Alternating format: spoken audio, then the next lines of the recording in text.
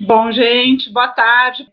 É uma alegria sem tamanho ver tanta gente aqui. Não tenho nem como falar. Eu ainda estou muito impactada assim com a recepção, a repercussão que esse livro está tendo. Um projeto que era totalmente caseiro e ganhou esse tamanho assim. Enfim, mas eu resolvi contar como tudo começou e tudo começou com esse caderninho aqui que tem mais de 40 anos, que foi um caderninho que minha mãe escreveu quando eu, pela primeira vez, tive que ficar uma temporada fora de casa e não tinha muita noção de como a magia que acontecia na cozinha da minha casa, como que ela se processava, e eu precisava desvendar esse mistério, e minha mãe escreveu receitas muito básicas, muito iniciantes, dicas que eu confesso que eu consulto até hoje, por exemplo, como fazer um molho branco com farinha de trigo torrada, que eu não sei até hoje, eu vou lá no meu caderninho, enfim, mas foi o caderninho que me fez me aproximar com isso, e não só minha mãe, como né, as pessoas que trabalharam na minha casa, a Irene que está aqui, a Zenilde que está aqui, que fizeram né, parte da nossa vida de uma forma que eu não sei nem explicar, assim. E, bom, e depois desse tempo, assim, 20 anos depois, quando o meu filho nasceu, o Arthur mais velho, eu achei que eu tinha que continuar a desenterrar esse tesouro que estava lá escondido ainda na cozinha. E aí eu fiz esse caderno aqui, que também está em estado deplorável, todo caindo aos pedaços, mas que foi a digitalização, né? A gente passou para o computador as receitas que estavam no caderno da minha mãe, juntou outras da família, que a gente vinha juntando aí ao longo do tempo, e distribuir para algumas pessoas da família, como uma lembrança no Natal.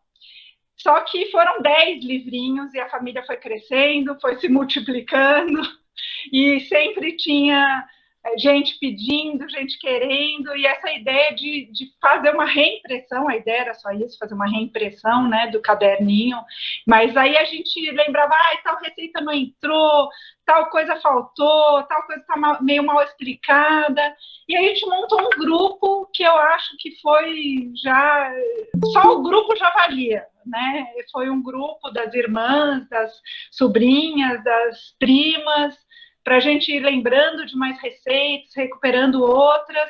E eu posso dizer sem nenhuma dúvida que esse grupo acho que salvou a gente na pandemia, sabe? Porque esse processo de reaproximação ou de aproximação da cozinha, que foi tão difícil para alguns, tão prazeroso para outros, mas fazer isso de forma coletiva foi muito, muito legal, né? E foram surgindo as ideias, as memórias.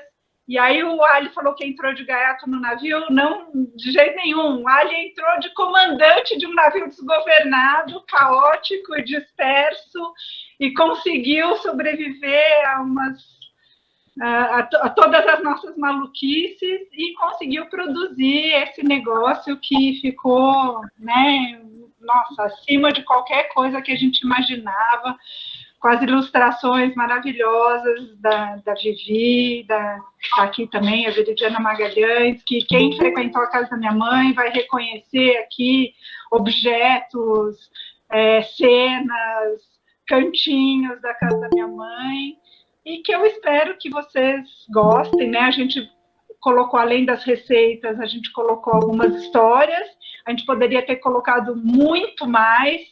Depois que a gente editou, a gente lembrou de outras que teriam que ter entrado. As pessoas têm nos presenteado com algumas histórias maravilhosas que a gente gostaria de incluir, talvez numa próxima né, edição, mas o fato é que o livro ficou muito legal, na minha opinião, e acho que ele retrata uma coisa que eu gostaria muito que vocês sentissem quando vocês lessem, que acho que traduz muito, né, que essa sensação de que o mundo pode estar muito duro, muito difícil, muito feio lá fora, que na nossa casa a gente sempre achava algum conforto, algum alento, o afeto, e que acho que a cozinha, a culinária tinha um papel muito importante nisso. Então é isso. Minha mãe ia estar muito feliz de ver todos vocês aqui, eu não tenho a menor dúvida. Ela ia também ficar muito aflita de não poder oferecer um café com bolo para todo mundo, mas quem sabe um dia, uma hora, a gente consegue fazer essa prosa com café e bolo.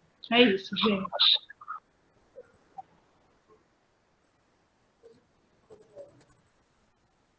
Ó, vou dizer um negócio aqui para vocês.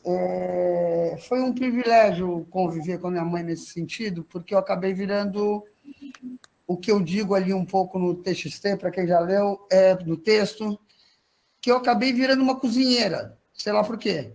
Porque eu gostava, talvez porque eu me liberasse, eu e Lili, a gente é uma dupla, né? Batman e Robin, enfim, dinâmica. Não, tudo bem, eu posso ser o Batman, você pode ser o Robin, tanto faz. A gente começou a se interessar muito pequena por cozinha. A mamãe dava tarefa para todo mundo, mas aí eu comecei a me encher de fazer bolo, aí eu queria fazer salgado, né? Porque a primeira coisa que você ensina uma menina é fazer bolo, mas aí bolo é chato, brincadeira, ficar mexendo, aquela meleca. Enfim, e eu fui indo com a cozinha, e hoje em dia eu gosto absolutamente de cozinhar. É um negócio que, como eu digo ali, observando a minha mãe, que cozinhava de um jeito completamente diferente do meu, inclusive porque somos duas pessoas diferentes, né? Graças a Deus. A mamãe muito metódica, a mamãe, a mulher que ficava ali atrás das receitas, era a pessoa da receita. Eu sou completamente anárquica na cozinha dos salgados, não tenho a menor paciência de fazer doce, mas faço, se precisar, né? Mas o que eu e a Lili tivemos o privilégio foi ver o percurso da mamãe muito de perto. Acho que coincide com um período que a gente estava lá, meio adolescente, meio sem ter o que fazer, e aí eu chamava a Lili, a mamãe vai fazer comida baiana, bora lá, entendeu? Ou, né? Então, né, a gente foi assumindo tarefas. Por exemplo, eu era... as tantas, quando a mamãe fazia comida baiana, um vatapá, efó, muqueca, uma loucurinha de comida baiana, que ela fazia, inclusive, eu estou com estrelinha do PT, porque faz 10 anos faz 42 anos de estudação do PT, ela fez muita, ela e a Irani faziam mas muita almoço para 90 pessoas, para fazer fundos para deputado, para campanha. Mas a mamãe em casa fazia essas comidas baianas doidas. E aí a gente ia lá, né, ajudar. E eu virei, por exemplo, a titular da farofa de dendê. Porque era a última coisa, e a farofa de dendê ela não é óbvia. Se ele puser muito dendê, ela amarga, ele não pode ferver, aí você põe pouca farinha, não fica com aquela cor maravilhosa, e depois salgar, enfim.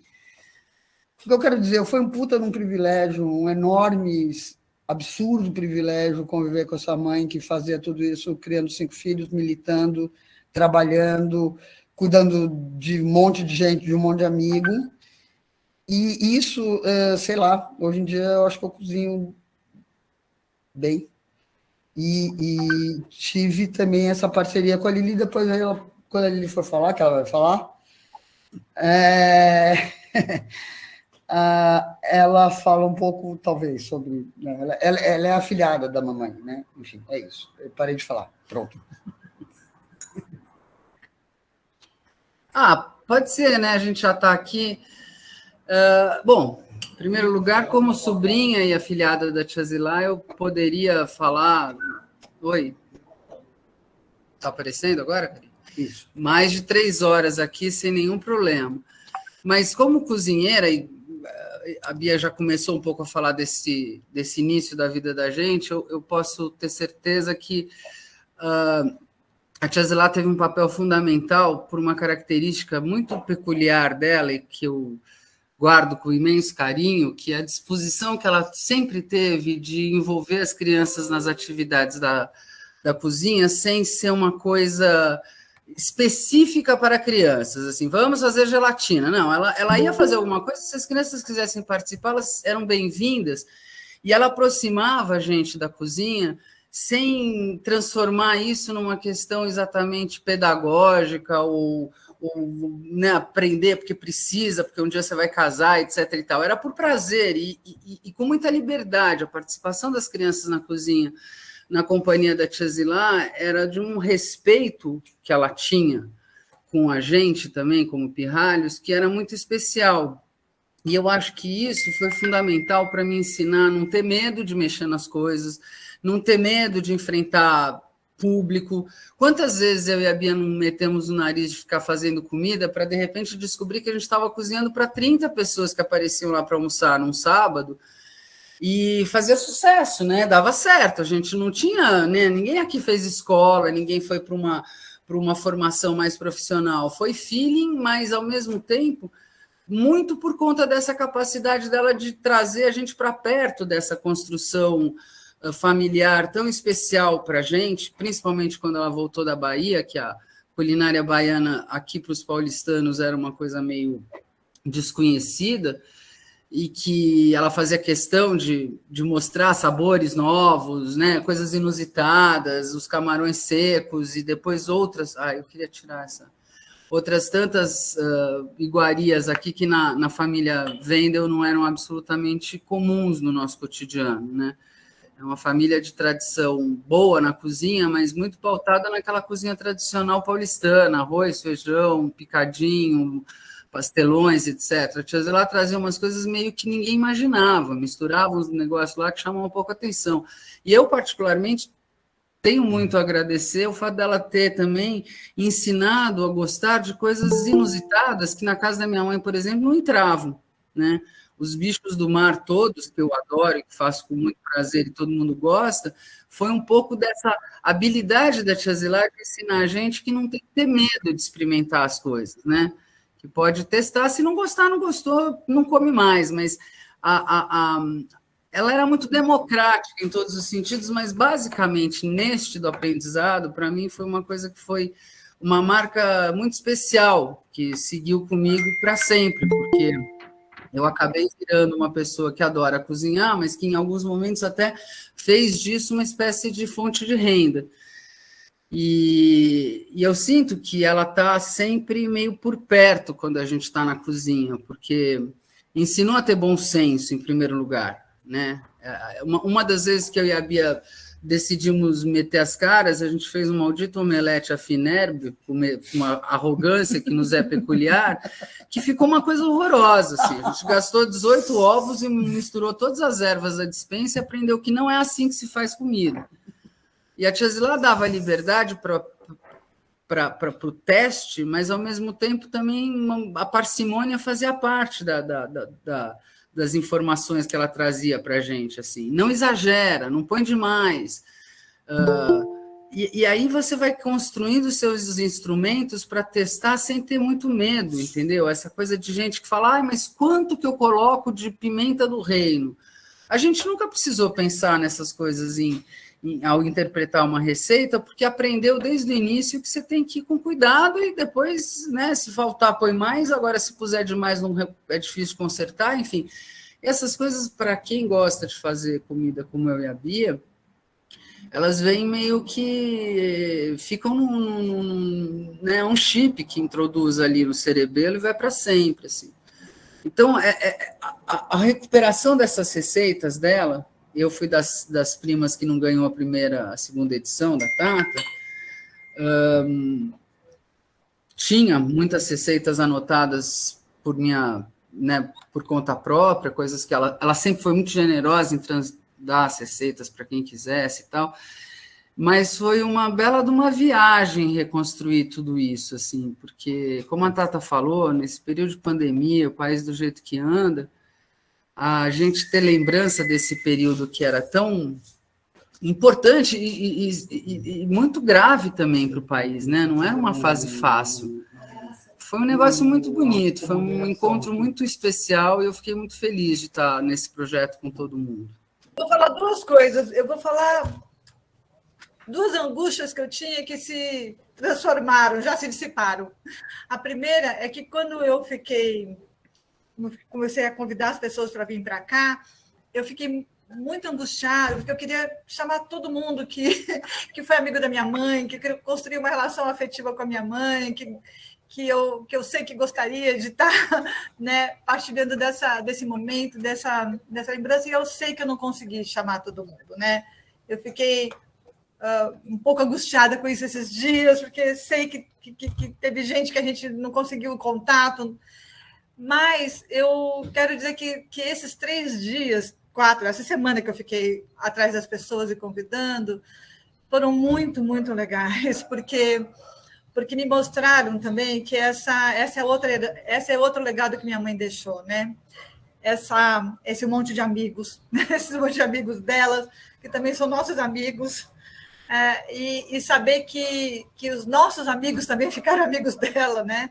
Essa beleza da relação intergeracional, que eu acho que ela nos ensinou bastante também, né? Isso que a Lili falou, não tinha preconceito com a gente, nem quando a gente era criança, e também, enfim, né? Ela curtia as coisas que a gente curtia, a gente também curtia as coisas que ela curtia, e eu acho que esse encontro aqui, né? As pessoas que estão aqui, que a gente conseguiu juntar, eu acho que isso é uma amostra de como isso é importante, né?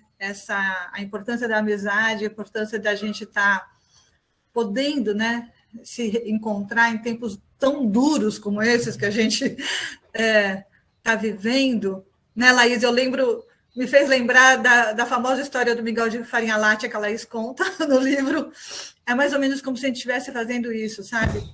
A gente está se alimentando, se encontrando, para que a gente possa fortalecer as nossas relações, o nosso estar junto, os nossos sonhos, nossa capacidade de luta para ir adiante. Mamãe está sendo a nossa farinha láctea nesse momento, para a gente poder seguir, nos fortalecer e seguir adiante, enfrentar esse ano que vai ser duro, vai ser de muita luta, mas de muito sonho também. E estarmos todos juntos é a coisa mais bacana que podia acontecer. Era isso. Beijo para todo mundo mesmo. Vontade de estar junto mesmo de vocês. Eu acho que primeiro eu queria falar da Veri, que ilustrou, que deu com as suas aquarelas as cores que os sabores já despertavam. E eu acho até, Ali, que a gente pode, quando essa pandemia, a gente conseguir vencer a pandemia e o genocida, a gente pode fazer uma exposição das aquarelas da Veri e chamar todo mundo para um encontro presencial com as comidas da Dona Zilá, que cada um de nós possa fazer. Lá no coletivo, por exemplo, nós temos espaço para isso e está à disposição de todo mundo e de todos os abramos, os legítimos e os liberados, como nós, que viramos todos filhos e filhos da Dona Zilá. A Dona Zilá, vou falar não das histórias que eu já contei, e eu tenho muitas histórias para contar com a Dona Zilá, mas a Dona Zilá foi quem me levou para a área de saúde, que o Pedro, eu vi que já deu uma passada aí, que me fez fazer uma coisa que eu nunca faria na vida, que era um concurso para virar funcionária e permanecer, e vir nessa formação até cair no PT e terminar de ser uma militante funcional dentro do PT. Então, esse é um lado da coisa. E eu acho que a generosidade da Dona Zilá tem um momento muito difícil que aconteceu na liderança do PT, quando a gente conseguiu montar, capitaneados pela Dona Zilá, um coletivo dos funcionários da liderança que tinham voz e tinham decisão, que criaram um plano de cargos e salários específico da liderança do PT, que dividia os salários conforme as responsabilidades e o desempenho das pessoas, e isso era feito a partir de uma avaliação coletiva de todos os funcionários. Foi uma experiência que eu acho que poucos viveram, que vinham com uma necessidade de todos que trabalhavam ter uma voz dentro do que se decidia, dentro do que acontecia no PT. E teve um momento, como todas as experiências, teve um grande momento de crise, onde o líder era uma pessoa que vinha também da saúde, muito querida da Dona Zilá, e a Dona Zilá soube andar por essa crise com um carinho e uma generosidade que poucos teriam. E conseguimos, com isso, manter todo aquele arsenal de pessoas que tinham se envolvido na construção do plano de cargos e salários, das propostas de fazer uma liderança o mais coletivo possível. Esse grupo, até hoje, continua se falando, continua junto, o povo da Assembleia, como todos falam, né? E que todos eles tiveram o momento de ter a mão da Dona Zilá acarinhando e botando você no rumo certo para continuar na guerra, para continuar na briga e manter tudo isso com muito carinho. Então, a Dona Zilá sempre foi uma pessoa que conseguiu conduzir, não como líder, mas conduzir como parceira. Conseguiu agregar, e eu acho que esse lançamento de hoje mostra isso. Não posso aqui esquecer, por exemplo, que está vendo uma live com o Zé Dirceu e uma porção de gente que estaria lá, está aqui, inclusive, por causa da Dona Zilá, e o Zé Dirceu provavelmente está desesperado para comer alguma coisa da Dona Zilá, e lembrando de todo o papel que ela teve na construção das nossas militâncias, de todos nós. Então, eu tenho a honra de continuar sendo filha adotiva dela, graças ao acolhimento da família da Dona Zilá. E estou disponível para ajudar a divulgar, para escrever novas histórias e para conversar numa tarde como essa, que vai nos dar ânimo, porque a Dona Zilá previa que ia chegar um momento que nós íamos ter que estar numa jornada de cura, onde a generosidade tinha que ser a primeira coisa que a gente colocasse no nosso coração, e a segunda seria o compartilhar tudo como ela compartilhava a sua cozinha e as suas receitas. É isso. Um beijo para todo mundo, enorme abraço para cada um. Oi, gente, que prazer ver tantas pessoas aí, tantas que eu não vejo há tanto tempo e outras que eu vejo mais, né? Eu queria só contar 3 curiosidades. Eu comecei a cozinhar muito cedo, porque na minha casa minha mãe nunca soube cozinhar, mas ela sabia ensinar e obrigava os filhos a saberem cozinhar e se virar para fazer tudo na vida, né? Para serem totalmente independentes. E então eu comecei a cozinhar com 9, 10 anos e sempre cozinhei, adoro cozinhar. E algumas pessoas daqui já participaram várias vezes de refeições e almoços e jantares nos tempos de movimento estudantil, de AP e etc., que nós fazíamos sempre. Agora, tem algumas curiosidades que vale lembrar. Quando teve a greve do CURUSP, que nós tomamos todos os restaurantes universitários, nas ciências sociais, nós fizemos durante uma semana vatapá e caruru, para substituir as refeições que nós impedimos o restaurante de produzir. E as receitas eram da Zilá, e quem trouxe foi a Lau. E todos nós contribuímos nas compras e na produção das refeições. Não sei se vocês lembravam disto. No tempo do Comitê Brasileiro de Anistia, a Zilá era de uma comissão junto comigo, que eu era o representante do DCE da USP, do Movimento Estudantil. E volta e meia a gente terminava algumas dessas reuniões de comissão na minha casa, então eu tinha que cozinhar para a Zilá, né? Durante os primeiros anos de relação, sempre foi a Zilá que ofereceu as refeições lá na Lapa, né? E em tantos outros lugares. E quando a gente estava reconstruindo a UNE, eu fui encarregado de ir para a Bahia para verificar a possibilidade de ser feito o congresso de refundação da UNE lá. E comecei a ser perseguido e fui me refugiar na casa dos Abramo, que tinham voltado para a Bahia naquele período. Acho que a única que estava lá era a Martinha, dos filhos. E numa das noites que a gente estava lá, depois, uma noite a gente foi comer num restaurante de comida baiana bem caseiro, e que era maravilhoso, que a Zilá e o Perseu conheciam há muito tempo, e etc. E daí, numa noite, a Zilá virou e falou: eu sei que você sempre falou que você sabia cozinhar, então hoje à noite é você que vai cozinhar. E aí eu falei: legal, então eu quero fazer um risoto de lulas com brócolis. 2 problemas: você não achava lula na Bahia, em Salvador, naquele tempo, e até o fim dos anos 90, nenhuma dessas verduras que existiam aqui pelos lados do sul eram encontráveis do Rio de Janeiro para cima. Então, nunca nem pensar em encontrar um brócolis em Salvador. Eu acabei adaptando a receita e ela acabou saindo feita com camarão e algumas verduras locais, né? Se não me engano, a maioria foi uma mistura de pimentões. Tal. Eu não sei se ficou tão bom, a Zilá e o Perseu comeram um montão, disseram que estava delicioso, ou se foi só generosidade, né? Mas foi muito engraçada a nossa busca pelos ingredientes, né, nos vários armazéns e quitandas e coisa de Salvador, e não conseguimos encontrar. E essa história eu e a Zilá lembrávamos muitos anos depois. Era só isso que eu queria lembrar, pela saudade de fazer essas coisas com a Zilá. Obrigado, gente. Então, gente, boa tarde. De fato, é uma alegria, uma emoção estar aqui, né? Uma alegria misturada com esse sentimento de saudade e de confraternização.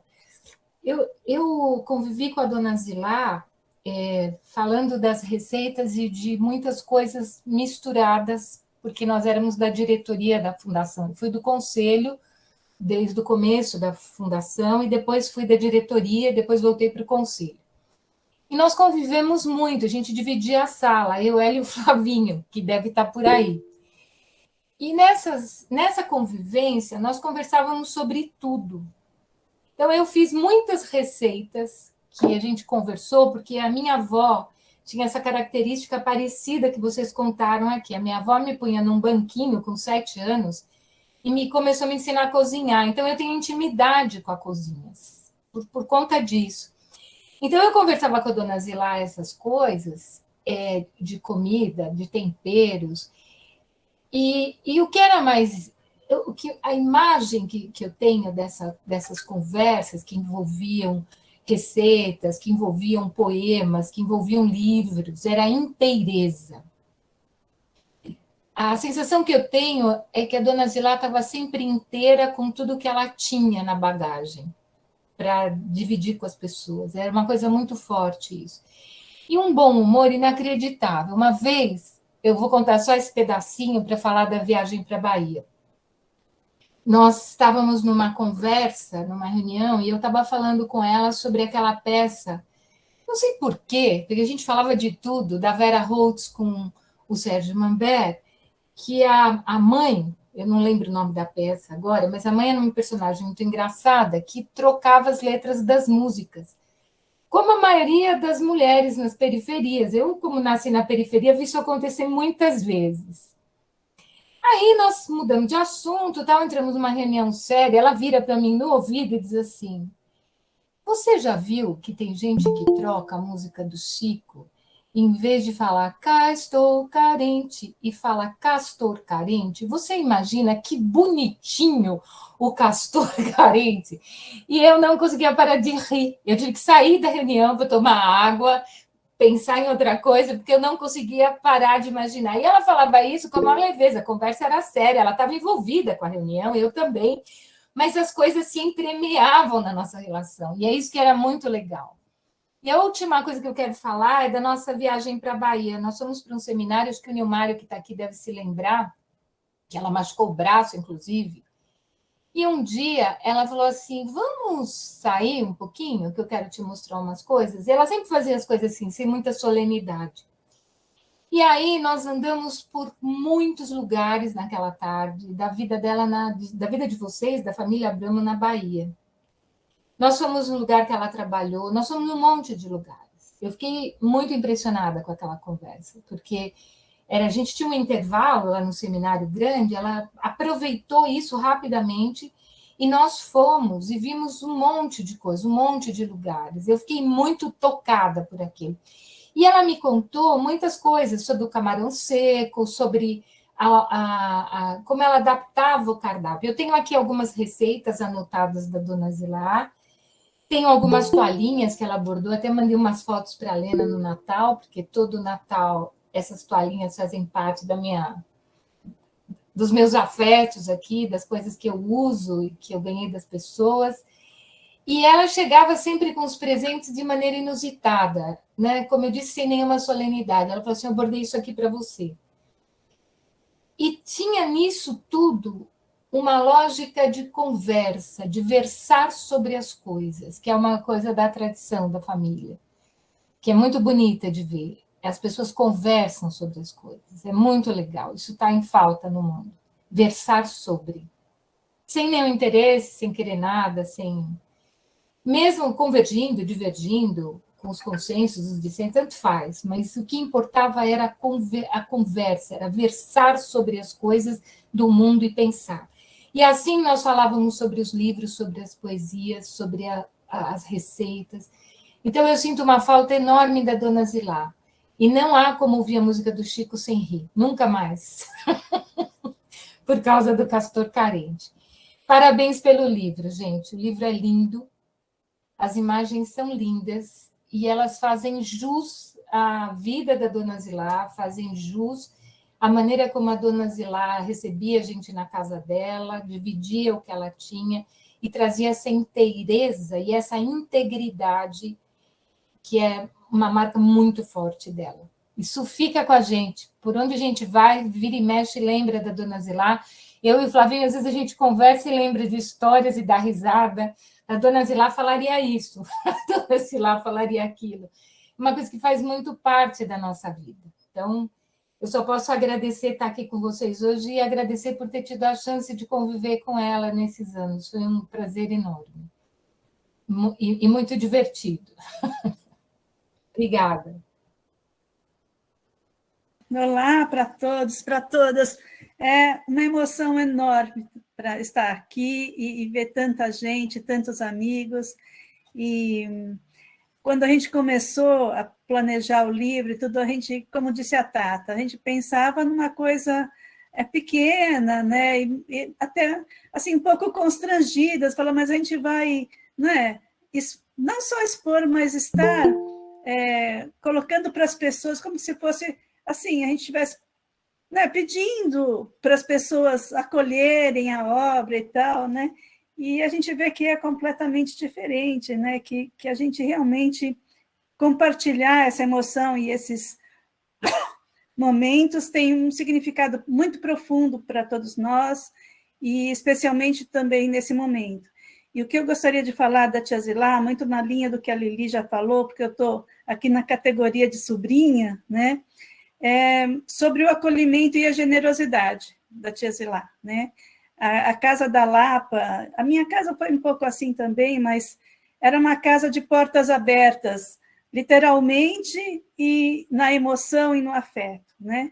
As pessoas, os amigos, os sobrinhos, a gente chegava a qualquer momento do dia, da noite, do dia da semana, não tinha telefone, a gente ia para a Lapa, né? Era um polo aglutinador, né? E a gente ia para lá sem saber quem a gente ia encontrar, se a gente ia encontrar, mas sempre alguém estava na casa e era sempre uma convivência e uma conversa, nem que fosse por alguns momentos, né?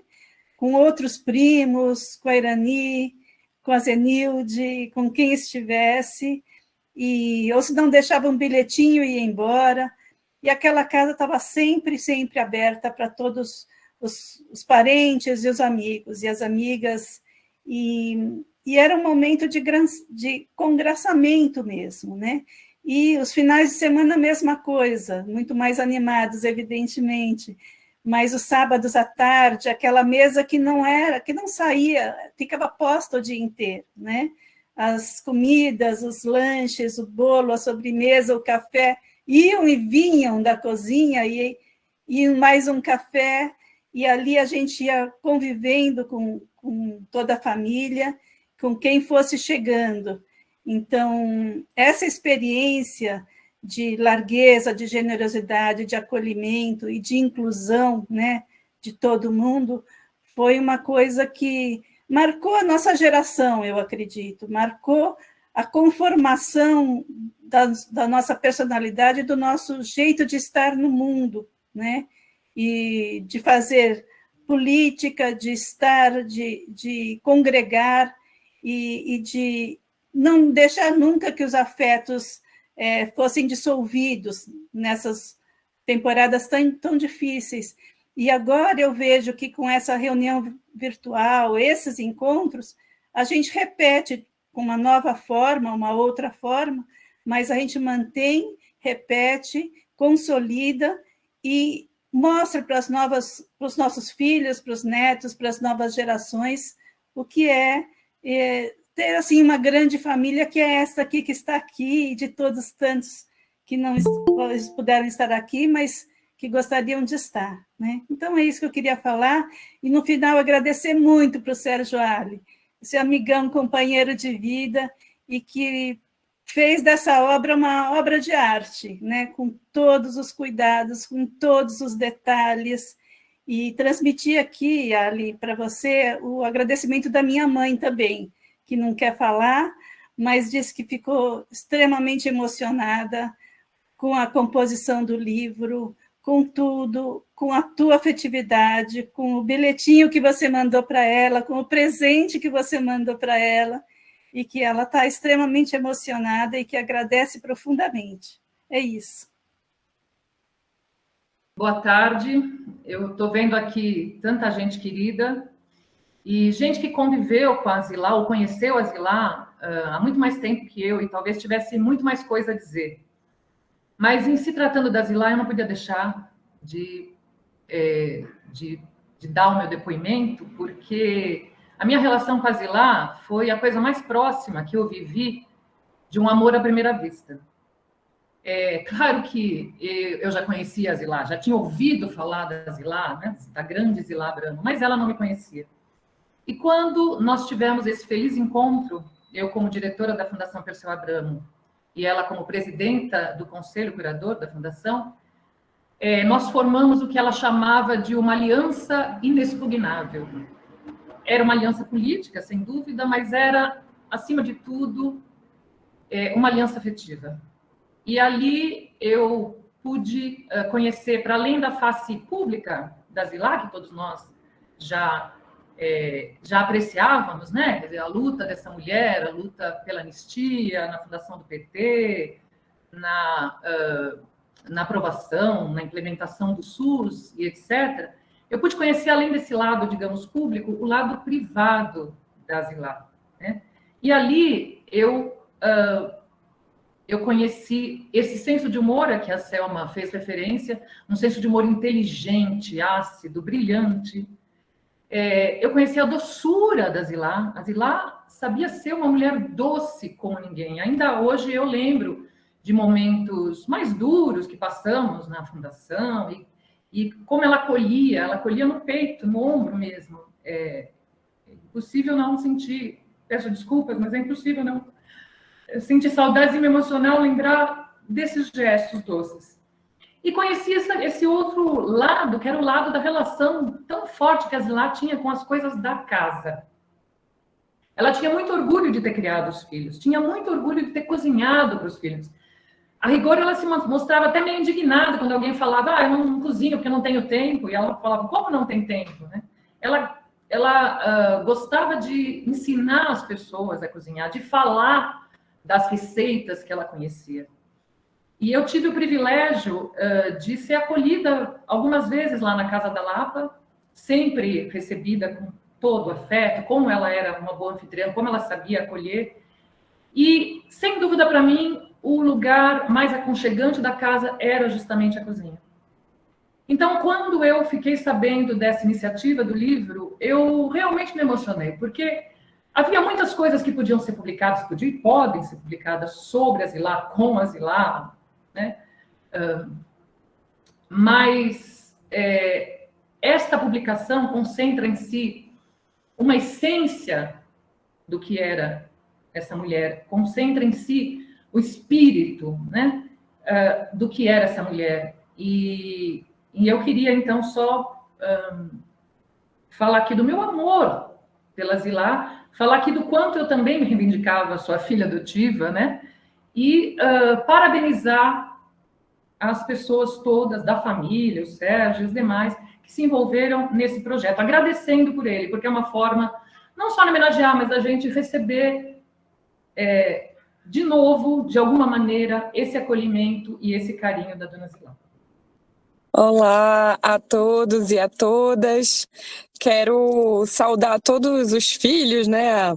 A Bia, o Mário, a Marta, mas com carinho especial a minha querida Helena, que desde a minha trajetória na juventude foi tão importante, né? Lá atrás no Instituto e nessa construção tão importante para a juventude brasileira, né? E a querida Laís Abramo, que eu também convivo mais. Eu estou vice-presidenta da Fundação Perseu Abramo. Trago aqui, Sérgio, um abraço muito caloroso da atual diretoria, do companheiro Aloysio Mercadante. Ele até ia tentar entrar, mas ele estava com problema de conexão, acho que talvez não seja possível, mas ele pediu para ratificar aqui para todos vocês, todo o carinho que a atual direção tem com Dona Zilá, com essas filhas que participam com a gente desse cotidiano, da construção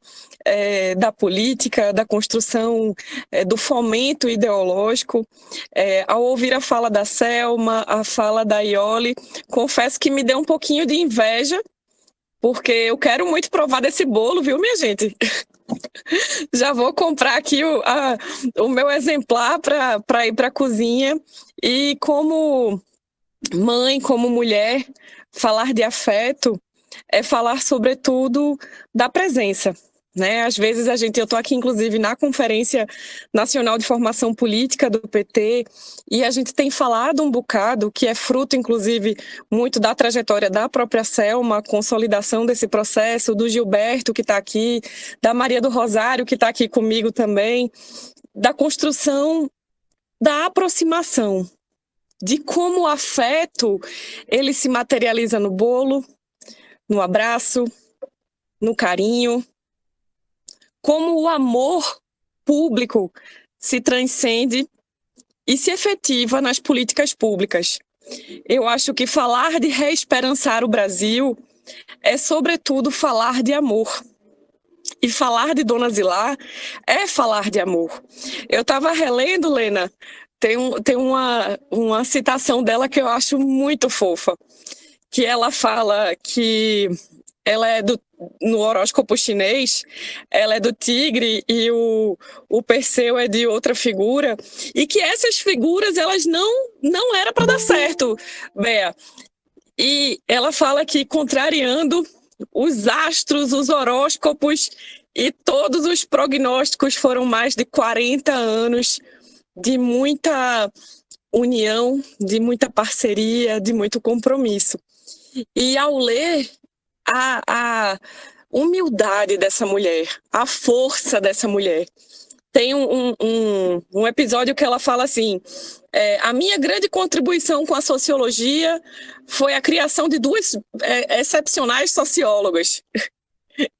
E que bom que eu tenho o prazer de desfrutar da presença dessas sociólogas na trajetória da Fundação, na trajetória da nossa militância. Então, quero deixar um abraço aqui do Mercadante, um abraço muito carinhoso de todos nós da diretoria, e dizer, gente, que nós somos muito gratos por poder honrar o nome de Perseu, o nome de Zilá, e dessa família tão combativa, tão competente e tão excepcional na sociologia, na política e no afeto.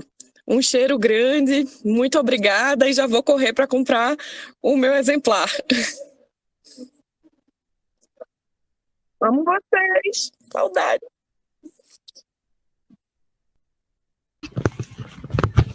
Ai, nossa, que legal ver tanta gente assim, tão querida, que baita saudade, né? Fazer esse tempão que a gente não encontra. Eu quero falar rapidinho, porque eu acho que eu sou uma das pessoas poucas aqui que eu conheci primeiro a Zilá e depois as filhas, né? Então, porque, bom, eu sou talvez uma da geração mais velha, né? Então, era isso que eu queria dizer. Me lembro tanto de ter ido na casa. Por que eu estava primeiro com a Zilá? Porque estava militante no jornal Brasil Mulher, no qual nós nascemos, o Brasil Mulher, com a questão da anistia, né, com a Terezinha Zerbini e tal, e depois na constituição do Comitê de Anistia. Então, eu fazia parte do Brasil Mulher, e quase todas nós do Brasil Mulher estavam no comitê, em particular a Rosalina e a Bia, e eu tinha mais tarefas práticas, e muitas vezes eu tinha que ir lá me encontrar com a Zilá na casa dela, porque a gente tinha coisas para fazer com a Marta Salomão, enfim, coisas práticas de construir e fazer coisas, né? E depois, bom, aí depois a gente encontra toda a família e tem essa militância comum. E eu queria ler, alguém está falando, já falou do humor da Zilá, eu queria lembrar que a Zilá também tinha uma coisa que era com o português, certo? Ela gostava das coisas bem escritas. Eu lembro que ela detestava o gerúndio. Eu até hoje, quando eu tenho que usar o gerúndio, aparece na minha cabeça. A Zilá não gostaria, eu tento até escrever de outro jeito. E o que mais, eu não sei se vocês, a gente tinha um militante importante do PT que inventava um monte enfim, de frases, né? E a Laís está dizendo que era super gente em português, isso mesmo, mas o gerúndio ela ficava bravíssima. Mas, enfim, e ela colecionava algumas preciosidades, né?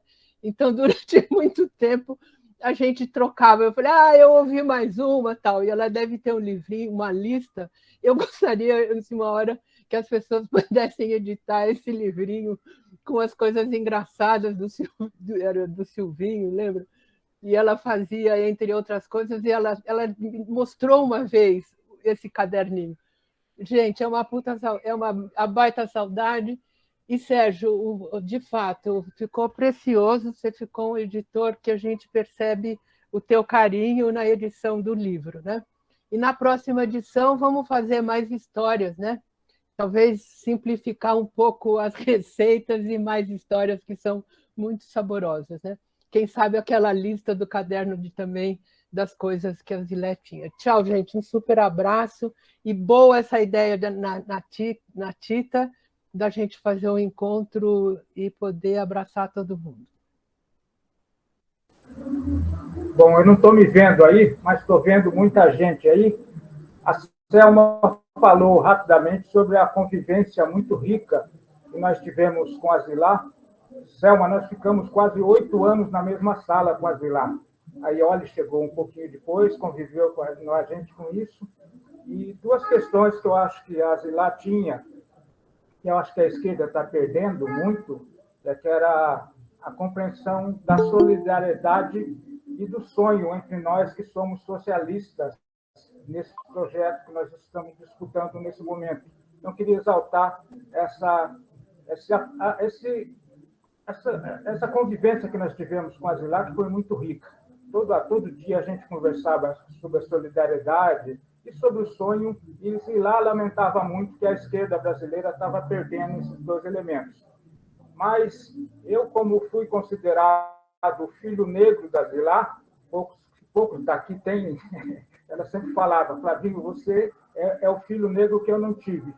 Então, como filho negro, eu também sou corintiano, a Zilá também era uma corintiana, então me perdoem os palmeirenses aqui presentes, mas não podia deixar de lado esse momento. A Zilá estaria muito feliz nesse momento em saber que os palmeirenses vão continuar sem cantar Palmeiras, e nós vamos continuar cantando. Palmeiras tem copinha, Palmeiras não tem mundial. Sei que a Zilá vai ficar muito feliz com essa lembrança minha nesse momento. Me perdoem os palmeirenses, mas não podia deixar passar isso batido, tá? Um abraço e um beijo a todo mundo. Viva Zilá, muito bom tê-la conhecida. Oh, maravilhosa mesmo, só tenho a dizer isso, maravilhosa. E tímida, hein? Primeiro eu tenho que deixar isso bem claro. E 1-0 à esquerda da cozinha. Ainda bem que agora tem esse livro que eu vou conseguir cozinhar e eu aproveitar essas receitas. Mas eu, como sobrinha neta, também participava dessa casa e sou da turma que comia todas essas coisas, essas gostosuras. E na minha memória, a coisa mais incrível que não, assim, que está lá presente é o brigadeiro de colher, que é o famoso brigadeiro de colher que sempre tinha, todo fim de semana que a gente passava lá, ia brincar, tinha esse brigadeiro em cima da... E assim, você estava lá brincando, você passava e pegava um pouquinho. Então, essa é a minha memória, assim, de lá. E que mais? E aí eu sei que também o que eu posso dizer, assim, de participar do livro, foi isso, que eu fiquei sabendo do livro e fiquei assim também sou da família, também quero participar, não foi? E, enfim, aí deu certo e estou super, super feliz, super agradecida de conhecer um monte de gente incrível, de ouvir todos esses relatos, todas essas histórias. É muito emocionante, não esperava isso tudo. Eu fico super emocionada, estou assim, muito feliz, muito agradecida mesmo. Foi uma delícia, Ali, conhecer você, conhecer todo mundo, todas essas pessoas que estão falando agora, muito gostoso. Obrigada. Mostra os originais. Eu tenho aqui uns originais, algumas outras aquarelas, essas daqui, ó, não foram para capa, mas são desenhos dela, da Zilá. E é isso. Não é muito legal ver pelo vídeo, mas aqui tem o famoso... Esse é o boi da cara preta, gente. Que eu recebi algumas fotos, né, para fazer,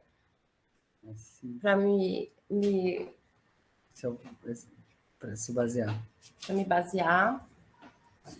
Enfim, depois tem toda uma história, assim, que eu pensei para cada capítulo, eu pensei em abrir com um prato visto de cima, para ter um padrão. Enfim, tem toda uma construção, assim, de por que cada aquarela, enfim.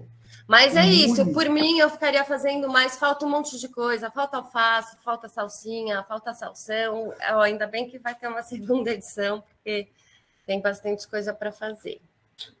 É isso. Boa tarde. Bom, primeiro quero agradecer a Lena, né, que é minha companheira de trabalho na cultura, que me convidou para esse encontro e que eu estou muito feliz de estar aqui com vocês.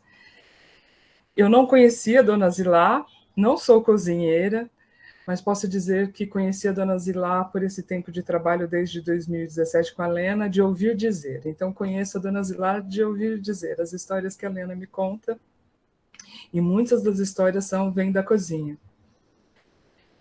E eu estou aqui como escutadora dessas histórias, e eu adoro contar histórias, mas gosto muito mais de ouvi-las. Estou aqui também como leitora do livro.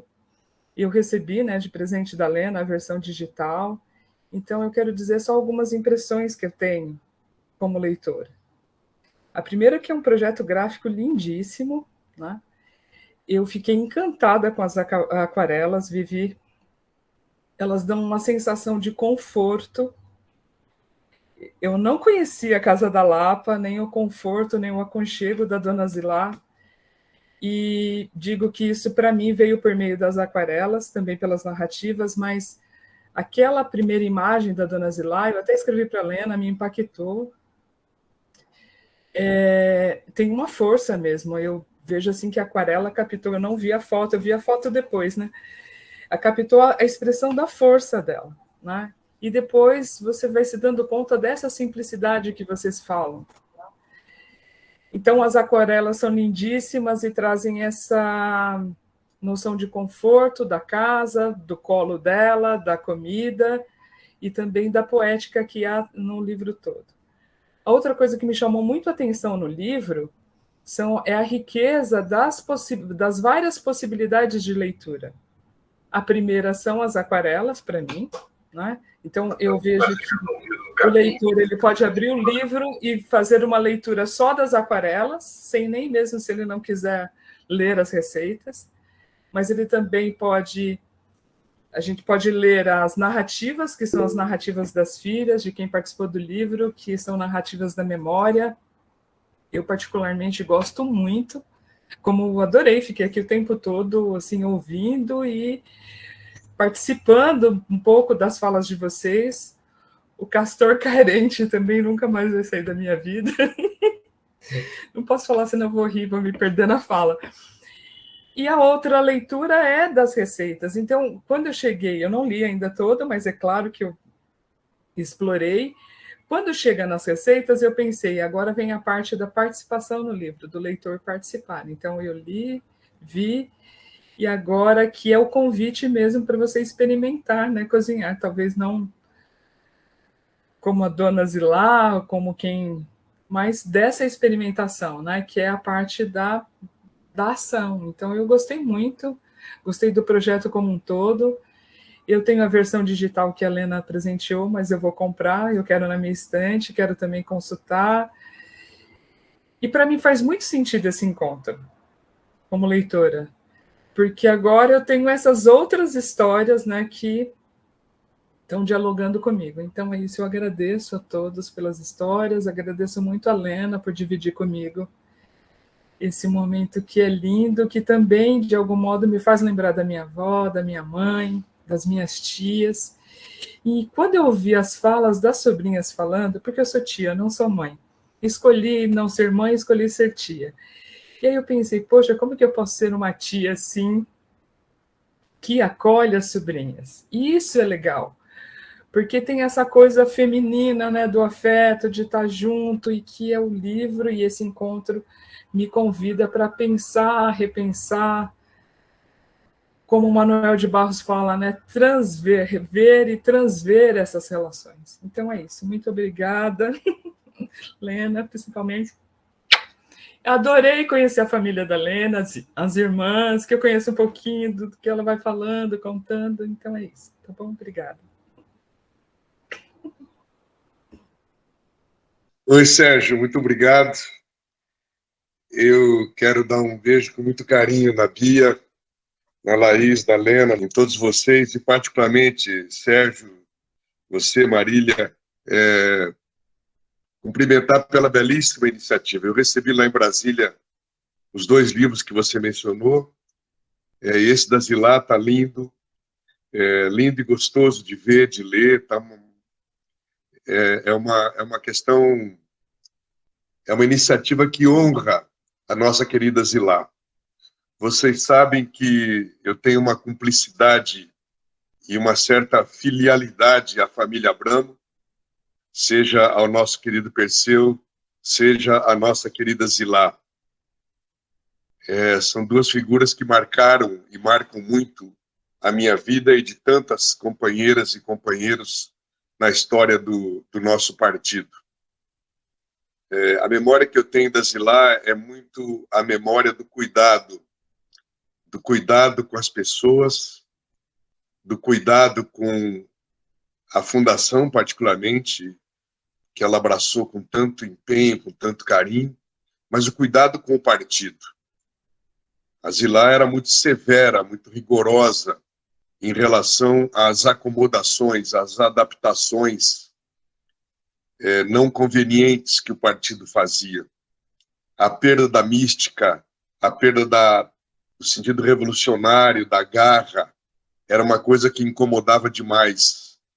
Os problemas éticos, muitas vezes a Zilá fez desabafos comigo a esse respeito.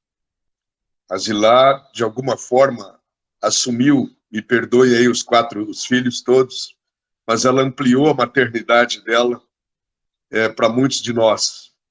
e uma maternidade que não era apenas de afeto, mas também nisso, na questão do cuidado e muitas vezes da bronca, né, que ela não tinha problema nenhum e ela tinha autoridade para isso. Então, eu acho, e eu não conhecia esse lado, embora eu fui na Casa da Lapa algumas vezes, mas eu não conhecia esse lado cozinha, né, da mãe Zilá. E estou tendo o prazer de ver isso agora no livro. E quero dizer para vocês que nós estamos aqui numa Conferência Nacional de Formação do partido. Nós estamos com 4.500 pessoas inscritas, na perspectiva de mudar a organização da vida partidária, a cultura da organização partidária, a cultura da pertença ao partido e, sobretudo, a cultura de devolver ao partido a democracia interna e devolver ao partido a capacidade, a capilaridade de conversar com os excluídos. Nesse tempo em que a gente, graças a Deus, depois de um tempo até curto, estamos conseguindo nos colocar como alternativa, ainda que eu acho que será uma batalha duríssima, não tem nada a ganho, vai ser muito duro, mas nesse momento em que pode ser que nós tenhamos, que a vida nos dá uma oportunidade de voltar a governar o Brasil, nós não podemos cometer os mesmos erros. Temos que repetir os acertos, mas não os erros. E um deles é exatamente um dos acertos necessários, uma correção de rota, é exatamente a construção do poder popular para e passo com a ocupação do espaço institucional. Foi a falta de construção do poder popular, de uma governabilidade social com o povo organizado e organizando o povo que sofre, mas que não tem ainda essa consciência dessa exploração, é um elemento fundamental para a gente não repetir erros do passado. E a gente está aqui entregue a esse trabalho. Então, eu quero dedicar esse trabalho que nós estamos realizando a Zilá e ao Perseu, porque eu vejo neles a mais autêntica visão da construção da revolução, da construção da mudança, a partir da luta, a partir do engajamento com o povo e a partir de um amplo processo de educação popular e de conscientização do povo. Então, essa é a minha forma de homenagear a Zilá, de homenagear o Perseu, de homenagear a família Abramo, por quem eu tenho um carinho imenso. E a você, Ali, sucesso na Terra Redonda, que não é plana, mas é redonda. Eu fico muito orgulhoso de você, cara, das iniciativas, da tua coragem, do teu destemor em tomar essas iniciativas. Um abraço muito, muito carinhoso a cada uma e a cada um de vocês, e vamos à luta sempre, gente. E ao contrário do que disse o Flavinho, a Zilá não está contente com o Palmeiras perdendo, não. Ela tinha um coração bom demais para sentir alegria com a tristeza alheia. E muitos netos palmeirenses também. Gilberto, lindo. Obrigado, querido. Há controvérsias, Gilberto. É uma longa controvérsia.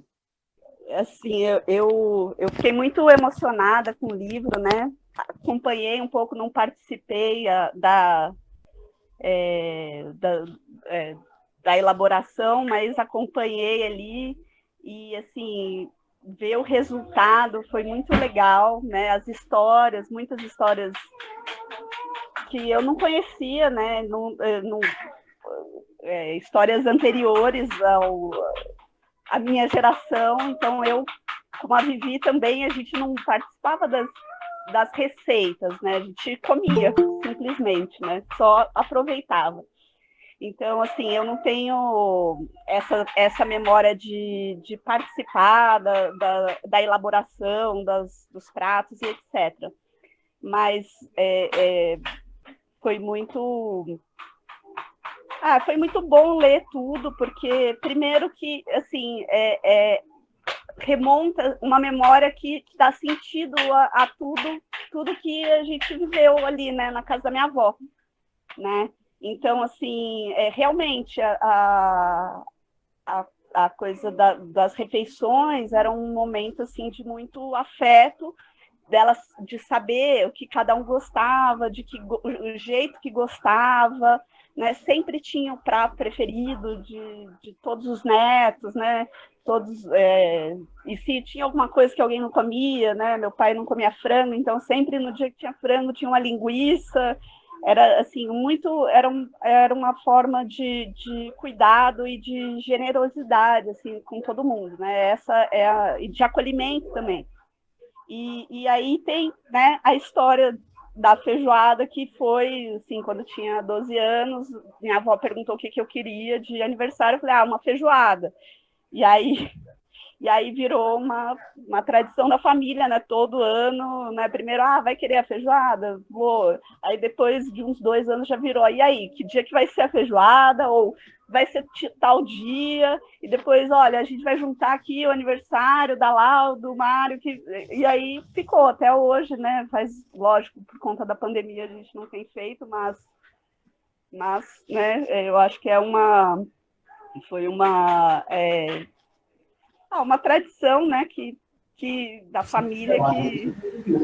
2023 vai ter feijoada em Brasília. Vai, com certeza. E é isso, assim, eu fico, né, eu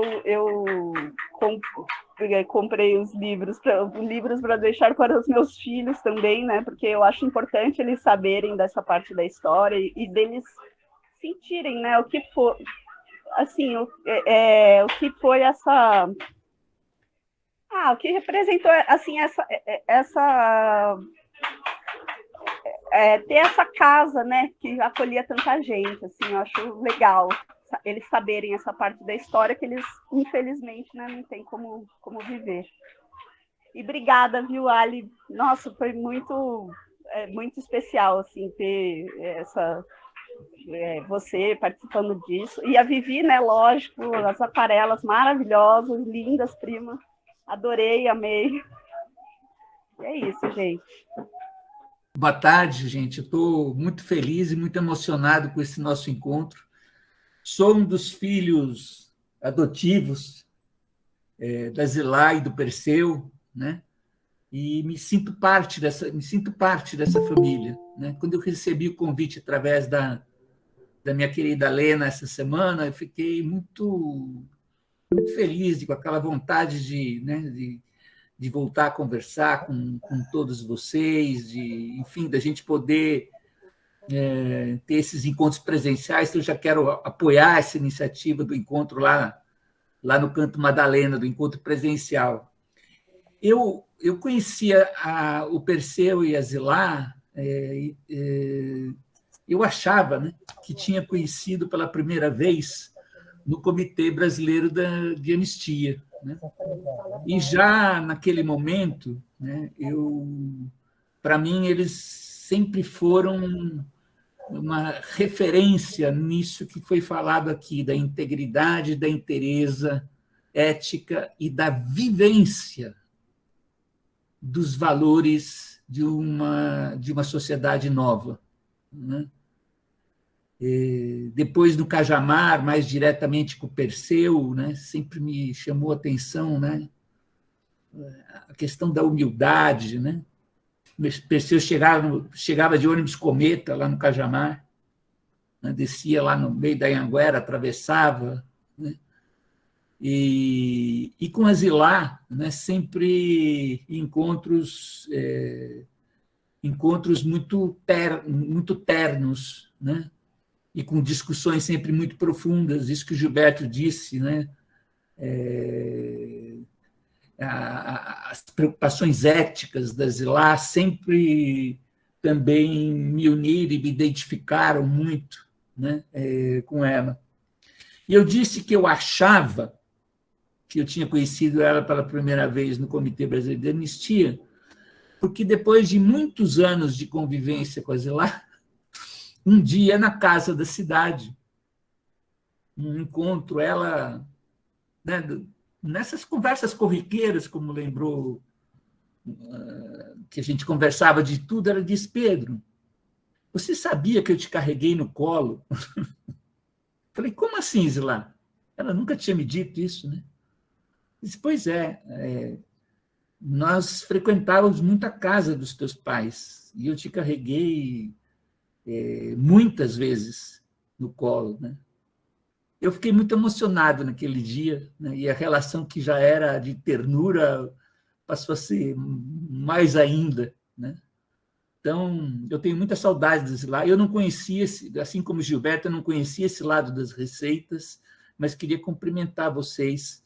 Acho que foi uma ideia genial, né, de homenageá-la a partir, né, dessa dimensão das receitas, mas certamente enriquecida com tantas histórias que já estão nessa edição e outras tantas que a gente vai mandar para a próxima edição. Beijo muito grande para vocês e meu carinho enorme por toda essa família. Boa tarde a todo mundo que está aqui, né? Todos e todas. E eu confesso que eu fico muito emocionado, né, nesses encontros de ver tantos amigos, amigas, colegas, pessoas que eu não vejo há muito tempo, que não tenho a alegria de estar abraçando e conversando e trocando ideias. E falar da Dona Zilá, para mim, é uma coisa que me toca profundamente. Muita coisa que foi dita sobre Dona Zilá e que eu concordo de todas as qualidades dela, a coragem, a valentia da Dona Zilá. Mas uma coisa que eu nunca vou esquecer na minha vida foi da generosidade da Dona Zilá comigo. Então, eu tenho muita dificuldade de falar disso, falar da Dona Zilá, e não sou também nem contador de história, nem tampouco sei cozinhar, não sou absolutamente nulo nisso, né? O que eu sei é que todo o tempo que e que não foi, nem foi muito tempo, né, mas foi muito intenso, né, as oportunidades que eu convivi com Dona Zilá, foi de muito aprendizado, muito desprendimento e muita generosidade, uma das pessoas talvez mais generosas que eu conheci. Inclusive de deixar as filhas dela, Lena em particular, né, que era uma menina assim, que eu tenho um profundo amor por ela, desde muito tempo, né? A minha amiga Laís, que acabou me levando para a casa de Perseu e Dona Zilá, e que me proporcionou essa oportunidade tão bonita de conviver com a família toda, de ver as outras que eram criancinhas, né? A Bia, Pirralha, Corrêa, Tata. E, enfim, foram tempos muito, muito bonitos e de muito aprendizado, e que ensinou a gente a fazer a luta, e cada momento das nossas disputas, das nossas lutas políticas, os nossos erros e acertos, nós tínhamos esse lugar onde a gente podia recorrer e ouvir os conselhos, ouvir orientação, e nunca ouvir reprovação, nunca ouvir reprimenda, e é uma coisa que a gente não esquece jamais. Acho que nós que militamos na esquerda precisamos muito dessa generosidade, precisamos muito dessas pessoas que têm essa capacidade, que têm esse coração desse tamanho. Mas elas não são muito comuns, elas são raras, e evidentemente que relembrar isso, trazer para as nossas recordações e reviver essa memória, já que a gente infelizmente não pode mais conviver com ela, né? É sempre muito bom, muito importante. Eu ainda não comprei o livro, não, Ali, eu vou ter que para poder ler, né, vai ter que ter o livro, e vou atrás. Ali também é desse tempo, dessa nossa empreitada, né? Então, eu acho que todos nós devemos muito a Dona Zilá, mas é uma coisa impressionante. Lena falou até, enquanto ela falava ali, que os amigos delas eram também os amigos da Dona Zilá. Isso é uma coisa tão confortante para a gente, de tanto orgulho de ter essa alegria de pertencer, ainda que simbolicamente, a essa família tão linda que é a de vocês, e que vocês têm carregado, Lena, Laís, Tata, Bia, né, com tanta propriedade, além, evidentemente, das netas, sobrinhos que estão aqui, têm tido essa capacidade de distribuir essa generosidade que tem essa matriz aí na Dona Zilá. Muito obrigado, um abraço para todos. Eu estou muito emocionada de estar aqui. Eu estou aqui em nome meu e do Bernardino. Tá? A Laís sabe bem. Tá? Eu sou amiga da Laís. Quando eu acho que a minha mãe militou junto com a sua, durante a campanha da anistia, porque eu estava no exílio. Tá? Eu sou 68, eu estava na Batalha da Maria Antônia. Eu fui presa em Ibiúna. Em 69, eu fui para o Chile. Tá? No Chile, eu peguei o golpe do Chile. Eu fui presa no Chile, com meu bebê, tá? Que tinha 5 meses. Eu voltei para o Brasil a primeira vez em 79, para ver se dava, porque a gente estava absolvido, mas não estava seguro. E depois, quando eu voltei, a gente foi encontrar a Laís, tá? No SEDEC. Não foi Laís, foi no SEDEC que a gente se encontrou. Cadê a Laís? Tá, eu acho que foi no SEDEC, com a Melinha Com, e aí a Beth Lobo, e toda a turma do SEDEC. Tá? E aí a gente foi estudar o sindicato, o gênero e trabalho, fizemos aquele projeto, lembra, sobre automação na automobilística, nas fábricas juntos, fazíamos seminários com Márcia Leite, depois criamos a LAST, um monte de coisas juntas. Gênero, trabalho. E a minha primeira volta ao Chile, foi depois do plebiscito, e foi para a casa de vocês, né, Laís? Foi para a casa de vocês e eu me emociono muito, porque eu lembro dessa viagem. Tá? Quando foi a primeira vez que eu pisei, porque eu dizia, eu não piso antes de ter esse plebiscito. Eu ouvi o plebiscito da Suécia. Eu sou vó, eu sou tia-bisavó, eu já sou a mais velhinha aqui, provavelmente, tá? Eu cozinho. Eu aprendi a cozinhar por fome, no Chile do desabastecimento. Eu aprendi a cozinhar. Minha mãe tinha uma teoria de que quem está acostumado a comer bem não vive sem. E no desabastecimento... E a minha mãe, a sua família é muito parecida com a minha avó. Então, eu faço comida pelo como é que eu falo? Pelo que eu lembro do sabor. Minha avó cozinhava em casa, todo mundo junto. A mesa sempre foi cheia. Minha mãe, sempre que eu estou fazendo comida para uma multidão, ela diz assim, não vai dar. Eu fico brava pra caramba, porque eu faço certinho. Na Suécia, eu fazia feijoada para 300 pessoas, sabe? Com a ajuda dos outros, todo mundo junto, sabe? Feijoada, carnaval, era samba, suor e tortura, mais ou menos. Nós éramos os plurais, os brasileiros. E aí tinha todos os latino-americanos. Então, eu tenho um carinho enorme. Eu tive com sua mãe, assim, tipo, te levando, entrando, sabe? Naquelas nossas idas e vindas de pesquisa. Mas é um carinho muito grande. E uma coisa que eu quero dizer para vocês, a gente nunca vai deixar cair a sombrinha, sabe? Aquela sombrinha da esperança equilibrista. Eu estava me aposentando, não me aposentei, tá? Eu estou com um monte de alunos, a gente está trabalhando muito.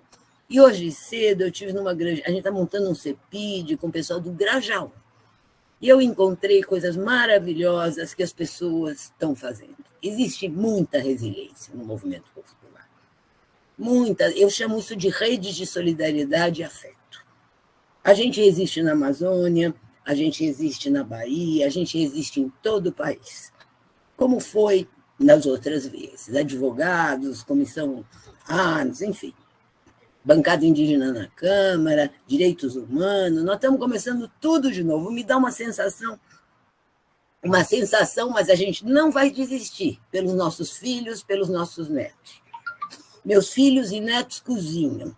Meus netos cozinham comigo, como eu cozinhava com a vovó. E como eu cozinhei com a mamãe. Vovó dizia, ai, Leda, faz uma feijoada, o seu... Porque uma feijoada não, um macarrão à bolonhesa, o seu molho é igual ao da minha mãe. Eu não conheci minha bisavó. Tá? Eu falei, não, vovó, o meu molho é igual ao seu, que é igual ao da sua mãe. Eu não conheci minha bisavó. Então, esse livro, para mim, é uma felicidade enorme, tá? Porque eu sou, não só, eu vivo provando, inventando, tá? Eu consigo fazer comida do nada, do que tiver, tá? E eu adoro livros. E eu adoro pintura também, e desenho. Então, eu tenho um carinho enorme por todos. Tudo que passou, vocês passaram nos últimos anos lá, e você não imagina como me doeu. Sabe? Mas eu queria terminar dizendo o seguinte. Hoje, nessa altura da minha vida, eu sempre fui assim, ateia, cientista, sou bem cientista, assim, né? Modelito cientista, uma fé na razão. Eu acredito nos encantados da Amazônia. Eles continuam com a gente. Eu continuo com os orixás iorubás, que continuam com a gente. Sabe? Os que se vão, é como se eles estivessem em outro canal. As culturas ameríndias, tá? As culturas africanas, elas nos dão aquilo que a gente precisa. Tá? Eu tive no Círio de Nazaré Último, de 2019, que eu nunca tinha ido, e foi a primeira vez desde a infância que eu disse, valha-me minha Nossa Senhora de Nazaré. Tá? E todas as nossas santas, sejam ameríndias ou não, elas são das águas. Tá? E eles estão conosco, como nos canais, como em vários canais, eles nos protegem, eles continuam juntos. E é muito importante a gente recuperar a memória de tudo o que aconteceu. Inclusive que a gente não gostava de falar, né? Porque falar dói. Falar dói de contar o que a gente viveu. Mas a gente fala. Eu falo, a gente precisa fortalecer os jovens, a gente precisa fortalecer essa banda de estudante em todo lugar. Eu estava com uma professora hoje de manhã nessa reunião com o pessoal do Grajaú. Eu preciso ver que escola maravilhosa. Sabe o que eles fazem? O que eles estão fazendo lá nessa zona de São Paulo, que vocês devem conhecer? Grajaú tem quase 500 mil pessoas. Tá? E tem coisas lindas, maravilhosas. Nosso povo é resiliente, ele resiste, e a gente precisa botar fé nisso. Tá? E eu boto e eu colaboro. Eu já nessa altura, já digo para vocês, há muito tempo que eu desisti de salvar o mundo, sabe? Eu quero preservar a vida pelas novas gerações. Só isso. A vida do planeta. Era esse comentário, Leis, querida. Queria muito ter estado com você nessas horas difíceis. E fiquei muito feliz com o Chile. Tá? Eu acompanho pelo Face, Estudo Redes. Tá? Gente, desculpa se eu falei demais, tá? Mas eu estou muito emocionada. Oi, boa tarde a todas e todos. Espero que todos estejam me ouvindo. Então, eu vou falar mais alto.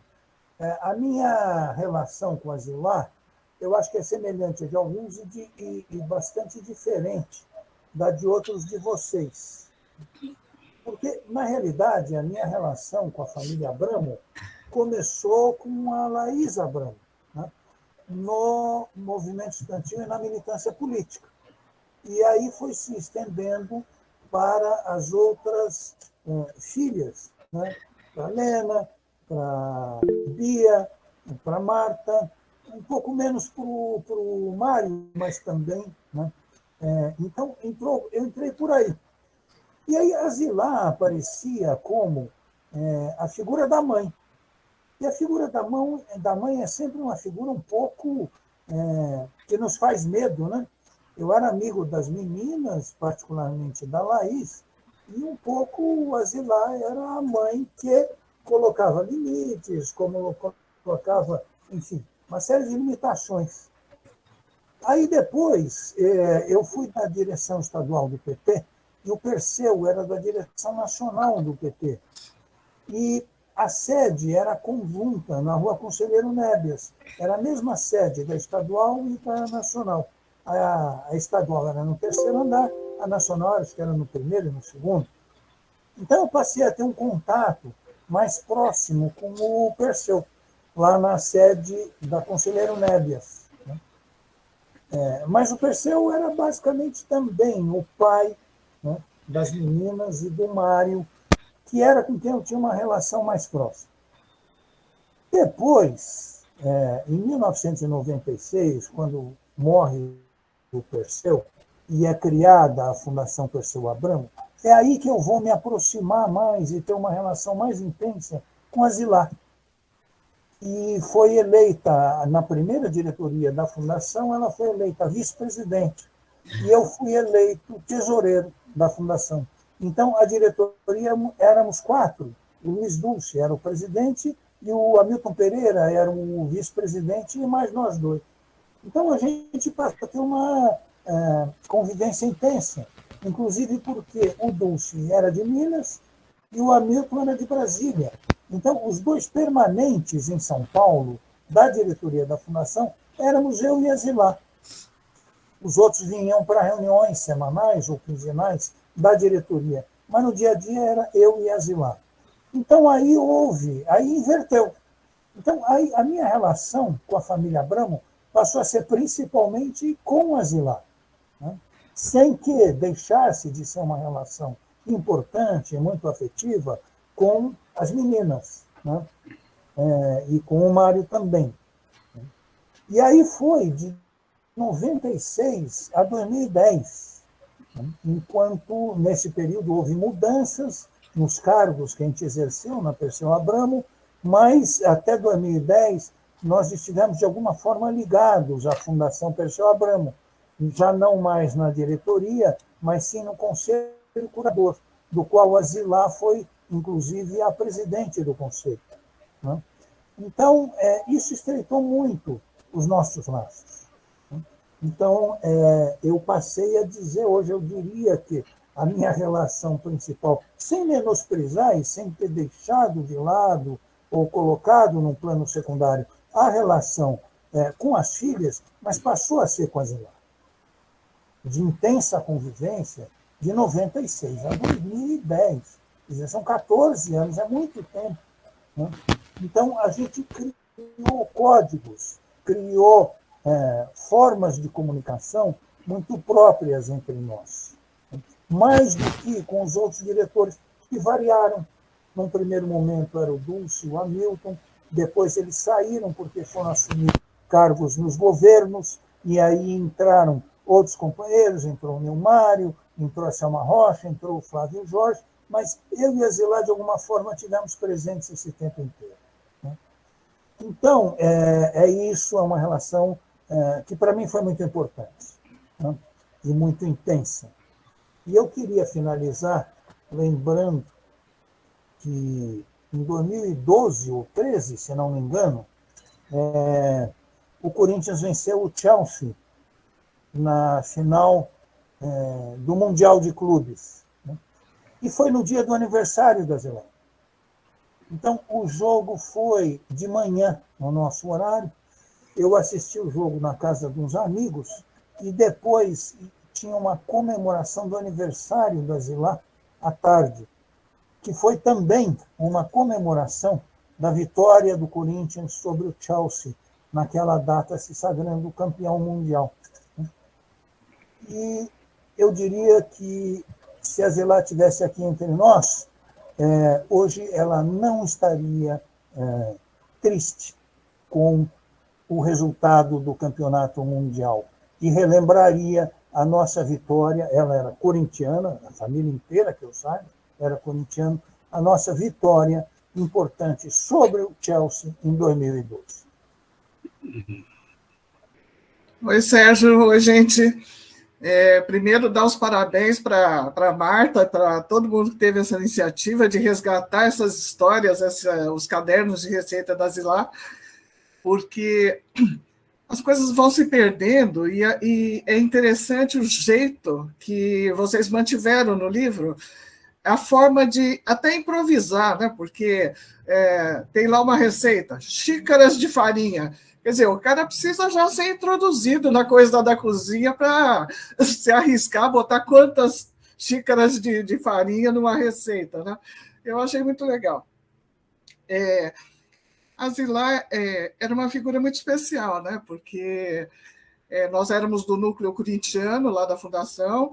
O Ricardinho, inclusive, era acusado de contratar só corintianos, porque teve um dia lá numa escadaria, uma escada grande que tem lá na Fundação, se perfilaram todos os corintianos da Fundação e a escada estava lotada, assim, sabe? E as pessoas também a respeitavam muito, né? Então, volta e meia tinha alguma reunião, alguém chegava e beijava a mão da Zilá. Aí ela dizia assim, aí quando a pessoa se afastava, ela dizia assim, eu não sei por que esse rapaz faz isso todas as vezes. E às vezes é um deputado, é um senador, não sei quem. E ela falou assim, mas eu não entendo por que todas as vezes ele faz isso. Essa era a Zilá. E eu acho que esse livro ele tem uma qualidade que é trazer um pouquinho da Zilá para a gente, sabe? Deixar um pedacinho dela com a gente. Então, assim, adorei o livro, achei que está muito bem editado, parabéns, Sally, ilustrações lindas, e é isso, é o pedacinho da Zilá que está aqui em casa. Uma vez fiz um álbum de retrato para ela, e é como se eu recebesse de volta, sabe? Um pouco daquele álbum é como se eu recebesse um pouquinho da Zilá aqui em casa, sabe? Então, é isso. Obrigada a todos. Isso aqui, né, mostrando bem a contracapa do livro, éramos 5, né? Então, eu quero aqui fazer uma homenagem ao Mário, o pai da Ana, meu irmão, meu único irmão, o segundo, é a Lau, o Mário, a Lena, eu e a Tata. Ele morreu em 2020, um pouco depois do seu aniversário, em 14 de junho, em 7 de julho. Obviamente, o Mário se esquivava mais das tarefas domésticas, evidentemente, e a mamãe, evidentemente, o único filho homem, ela evidentemente era mais condescendente com ele, nesse sentido, e acho que em vários outros. Mas era meu único irmão homem, né? Numa mulherada barra pesada. A gente ia ser, de alguma forma, muito duro para ele, né? Ser o único cara. Ali, com o papai também envolvido e não sei das coisas. Não vou falar do papai, o outro ausente, da família que era de 7, porque gente mais gabaritada, ou, por assim dizer, melhor que eu para falar sobre o meu pai, como o Gilberto Carvalho falou. Mas eu só queria fazer essa micro-homenagem ao Mário, que nessa ilustração da contracapa, quem já tem o livro vai ver, ele está com a cara que era a cara dele. Né? Um sorrisinho meio de lado. Lili, segura. Eu estou aqui junto com a Lili, porque a Lili também ficou muito brother do Mário. Né? Assim, nesse final da vida dele, que foi duro, eu fui para casa da mamãe, era meio furdúncio morar a mamãe, Mário, eu, Félix, cuidadora, etc. E a Lili era prima muito mega querida dele, assim. E é isso, né?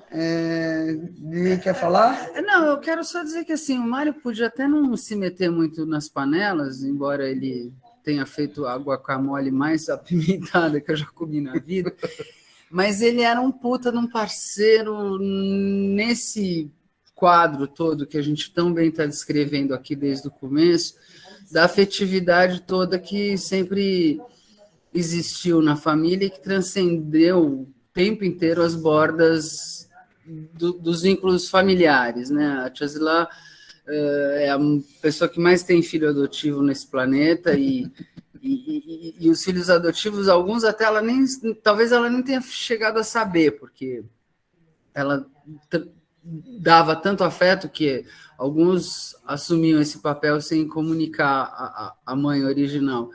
Mas o Mário era um brother muito especial, sobretudo nas festanças e nas comilanças e nas conversas de lado, ali na beira da cozinha, na última casa que eles moraram, que a cozinha e a varanda eram muito próximas.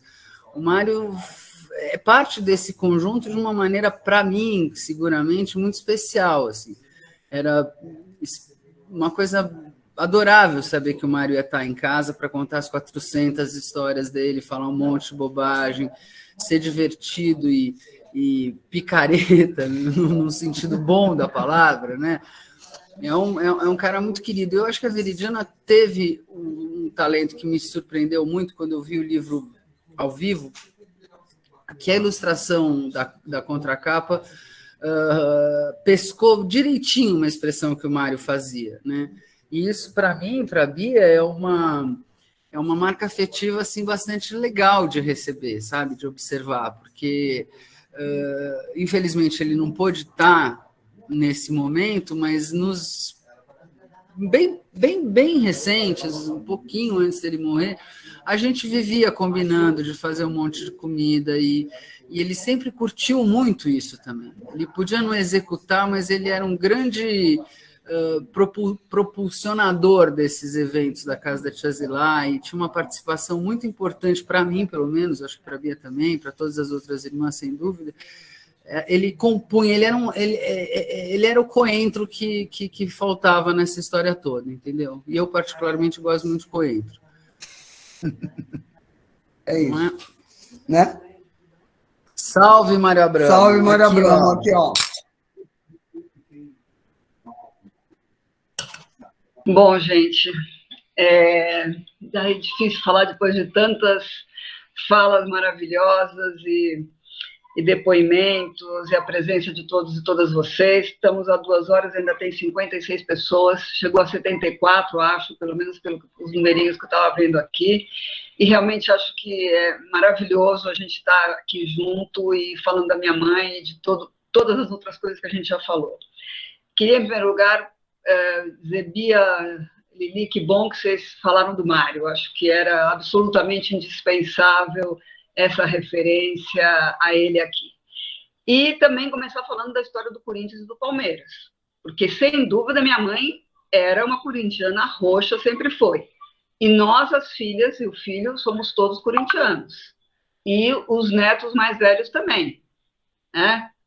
O Marcos, a Ana, a Laura, o Gabriel, mas os 5 netos menores, o Pedro, filho da Lena, o Félix, filho da Bia, o Arthur, a Nina e o Felipe são palmeirenses roxos, então, ou verdes. Mas, então, por isso, eu acho que ela não estaria contente com a derrota do Palmeiras, por causa do amor dela pelos netos, que era imenso, né? Mas, enfim, são interpretações. Interpretações valem muitas.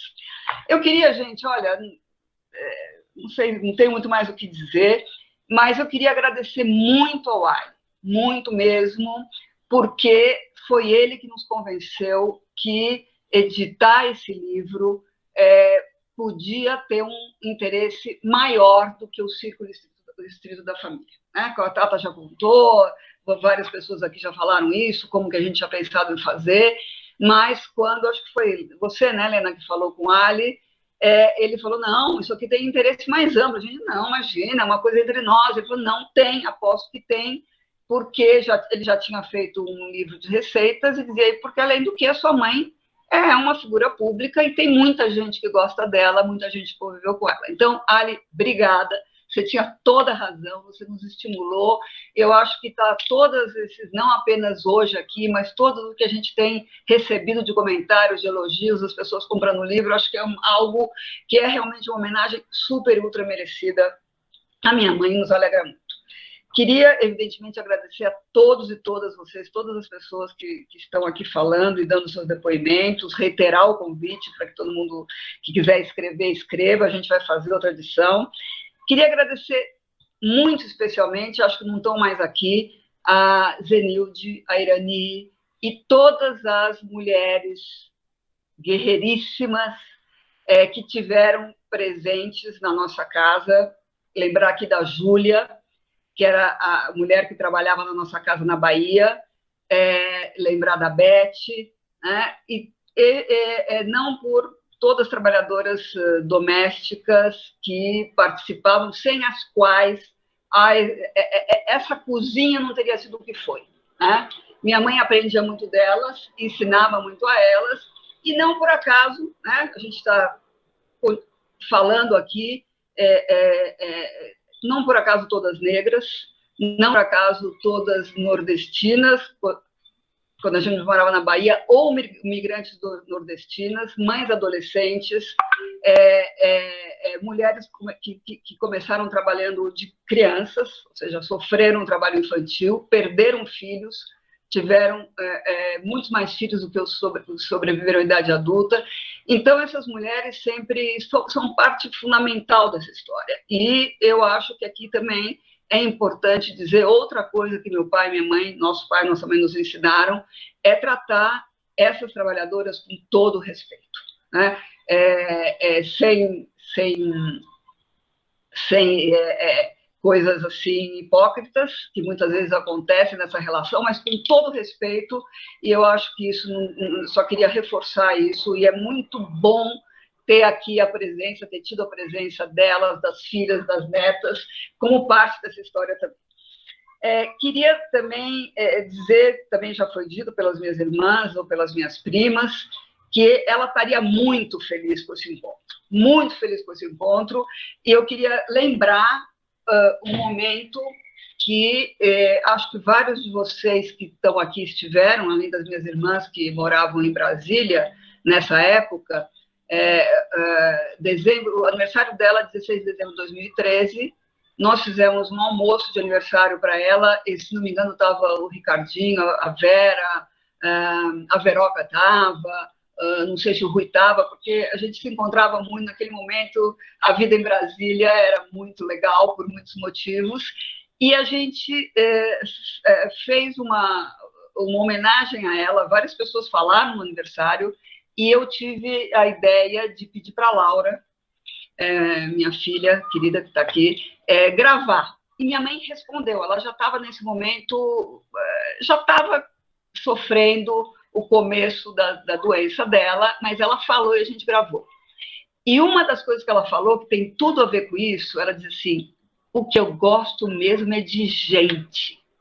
Eu estou muito feliz de vocês estarem aqui, porque eu gosto mesmo de gente. Eu acho que isso também é outra coisa que expressa muito o que ela era e tudo que vocês falaram. Quer dizer, essa capacidade de construir essas relações, né? Toda a quantidade de filhos adotivos. Eu escrevi aí, acho que quando o Pedro estava falando, a gente adora os nossos irmãos e irmãs adotivas.